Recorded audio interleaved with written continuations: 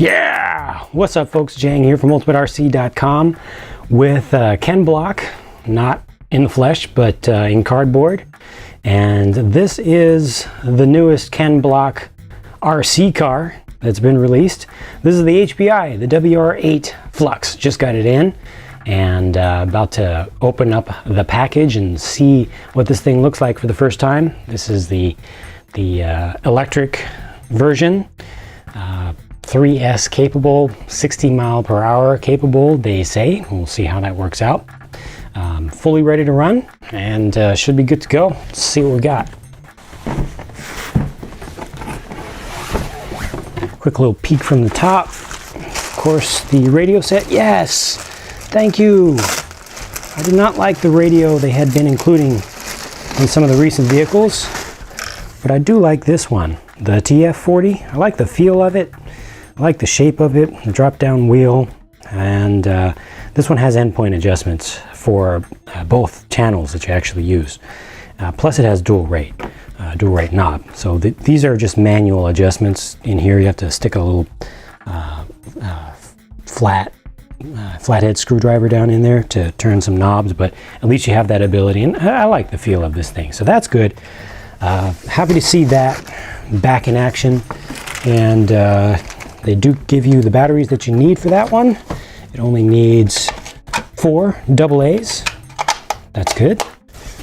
Keeps your battery costs down if you're using alkalines. And then just your usual your T-wrench, and this T-wrench appears to have a turnbuckle wrench built into it on one side.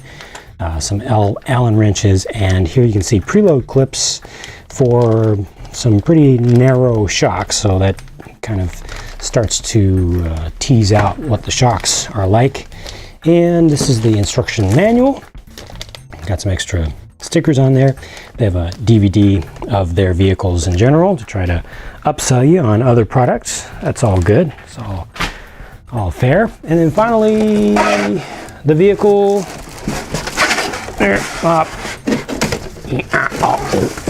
Get this wrapper off of here, and there you have it.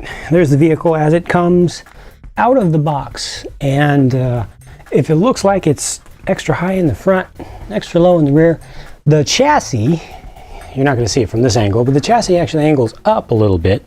The ride height is actually higher in the rear than it is in the front, but the body is leaning way back. So it's just the front body posts, for some reason, they were put up really high. Maybe it's just because they're anticipating all of that suspension travel. That's quite a lot of suspension travel there.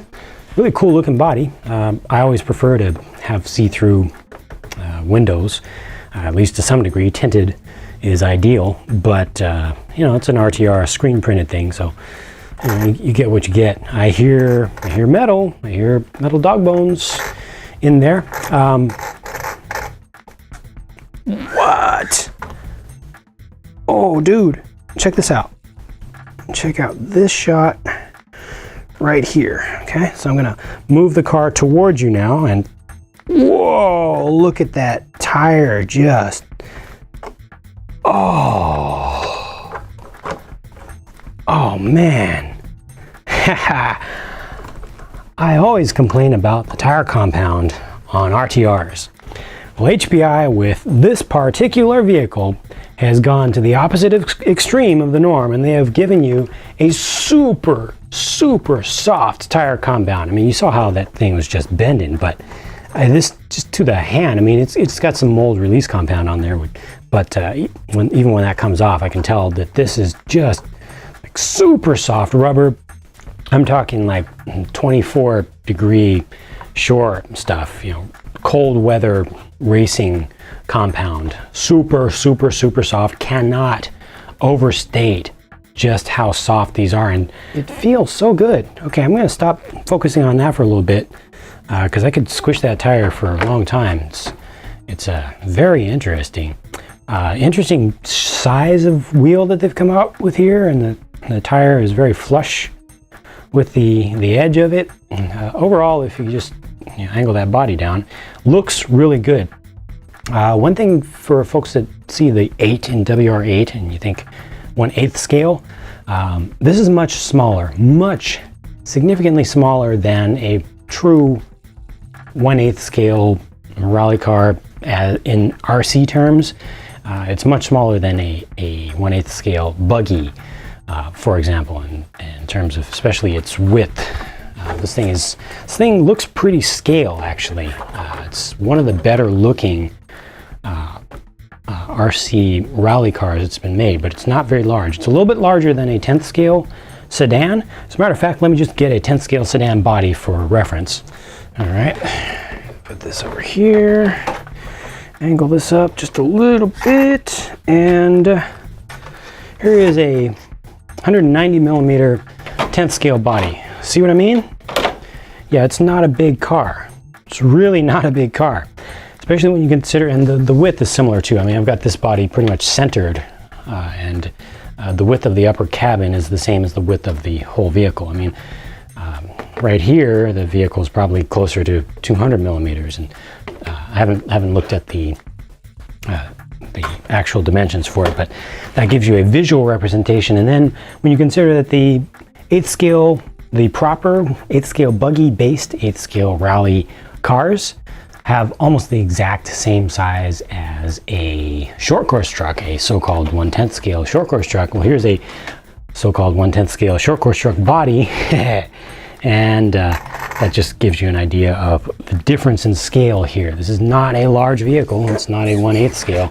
Maybe if you actually look at the real numbers, it comes out to be 8th scale, but as far as what we call scale in the RC world, yeah, it's a little bit. I mean, there's no camera trick there. This is at the same plane in front of you, so that's quite a discrepancy. So with that covered now, as far as the body and size and all, let me go ahead and take the body off. Oh, that was hard. And let's check out what we've got going on for the chassis. First off, the suspension setup feels pretty nice. A little bit soft in the front, perhaps, with the springs, but in all, I really can't complain. I think they did a good job here. I mean, I always complain about the same things in almost every RTR, not every, but almost. Suspension setup almost always being wrong. Doesn't cost any extra money to get it right. HPI has proven that right here. They got it pretty good. I mean, it's not going to be ideal for every single situation, but for off-roading and for jumping, I think it's going to be pretty good. And the tires, they've shown that you can put soft, sticky compound tires on an RTR. Awesome and awesome. These are standard bore, old standard bore plastic bodied shocks, and they have the plastic preload clips on them. They do have a sway bar set, and it's a really nice looking one with the accented color. You see you've got a sway bar up front. You also have a sway bar at the rear, and those are pre-installed. That's nice. It's usually an upgrade option on a vehicle of this size. Let me see how well they work. Yep, I can definitely feel them working. Not working a tremendous amount, but it's definitely in effect. It's definitely doing its job, so that's good. I like the look of this chassis. It's based on the Bullet series, if I recall correctly. A pretty straightforward, clean layout. I wish they had gotten the motor a little bit closer to the center line. They also could have gotten the diff closer to the center line, but I think the whole thing is derived from, well, no, this is purely an electric chassis. So they could have centered the whole thing a little bit better, but that's okay. It's not bad. Looks like the weight distribution is good overall. Adjustability is not a lot down here. We've got two basically ride height settings and droop settings for the shocks here. You've got a few different options for progressiveness up top. You can adjust your front toe, that's very important, but you can't adjust your camber front or rear. Looks like they do have a couple of roll center options, but you'll really want to have turnbuckles for that.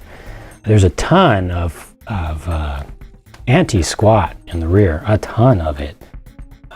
It's probably the most I've seen on any vehicle of this size. Probably the most I've seen on any vehicle, period. The front is pretty normal. So it is definitely set up for off-roading. It's not an on-road based vehicle. So it should be able to take bumps. With proper setup, it should be able to take bumps nicely, which is good because, you know, rally is about not just running on the road. And I'm happy with that. The motor mount, is this mod 1? This is a little bit on the close side there with the mesh, but I believe that's a mod 1. This motor looks like one of the Castles, and it is rated at 4,000 kV.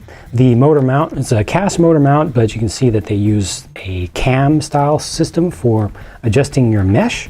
So those are usually pretty easy to adjust. You've got 2 screws right here that clamp the whole thing down, and you just rotate it to set your mesh. So you've got infinite mesh adjustability there. As I mentioned before, you do have metal dog bones, front, rear, and center. Let me just confirm that the fronts are fully dog bones and not universals out at the ends. It's hard to see in there. There they go. Yep. Dog bones all around. That's fine. Doesn't sound like there's a whole lot of lash in there. There's a little bit, but the tolerances seem pretty good. Aluminum chassis. Pretty wide aluminum chassis, but it is all aluminum. All countersunk hardware into here. Looks pretty nice, pretty smooth. Bent up on the sides. Got a little bit of guards here to prevent some of the stuff from getting kicked up from your tires directly into your gears. And they also have a little pair of guards back here on the rear arms. Nice little thing to add on for one of these smaller vehicles. ESC, not positive which ESC that is just from looking at it. I believe it's going to be one of the Sidewinder, Castle Sidewinder based ones from the look of it. I think that's the same thing that they used on the Savage Flux XS, if I remember right. Hey, overall, I'm happy with what I'm seeing so far. No real complaints here. I'm looking for them and I'm not finding them. The battery tray has some adjustability in length for how far that'll go, and they use the hook and loop type straps so you can get up to your taller packs if you want. If you got some 5,000 or 6,000 3S's, those will fit, or probably even go up to a 10,000 2S. Probably got enough room for that. Or something close to that. I appreciate the little Ken Block emblems on there. I mean, it's advertising, it's commercialism, but I think it looks cool personally. And yeah, that's it for the HPI for now. For my first look at the HPI WR8 Flux, the Ken Block Gymkhana edition. Let me get this body back on there. I will want to, of course, adjust the body posts. Really tall back here with extra extensions on them, but relatively low up front. Oh yeah, good approach angle too for real rallying. Look at that. You know, on-road cars often have a bumper that just comes out, the mount just comes out from under here, comes straight. They've elevated this up to give you a better approach angle for going up to both off-road obstacles as well as on-road obstacles if you're doing jumping and going up ramps and the edges of curbs and stuff like that. So that's it for now. Of course, I'll be doing my whole normal thing with the review and the driving videos and all that stuff, all that good stuff.